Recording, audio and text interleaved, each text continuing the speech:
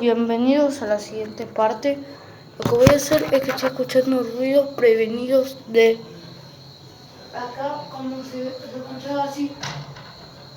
Yo ahora voy a ir para abajo y voy a dejar la cámara acá. Y si se escucha algo en el video o se ve algo en el video, pues ya valí. Ya valí. Bueno, para que me crean, o sea, por ahí, si se escucha ese ruido, no puede ser que más, ustedes dirán, seguro tiró algo. ¿Por qué no? Acá no tengo nada. Y si tirara algo, se vería que esto haría, y se escucharía así. En cambio, si yo voy por atrás y toco eso, es imposible porque acá abajo está como, desde acá hasta allá, hay como 10 metros más o menos. Y otra cosa, y si dirán, hay una persona de verde que está haciendo así para que todos se lo crean. Pues no, porque miren, acá no hay nada. Voy a ir bajando, pero mientras voy bajando voy a cambiar. Miren. No hay nada. Miren. Acá no hay nada. Acá no hay nada. Acá no hay nada. No hay nada. No hay nada. No hay nada. No hay nada. No hay nada. No hay nada. No hay nada. Nada de nada. Y no puede estar ahí arriba porque es imposible subir ni bajar ahí arriba. Pero bueno, voy a dejar la cámara acá y si se ve, se escucha o pasa algo, me avisan.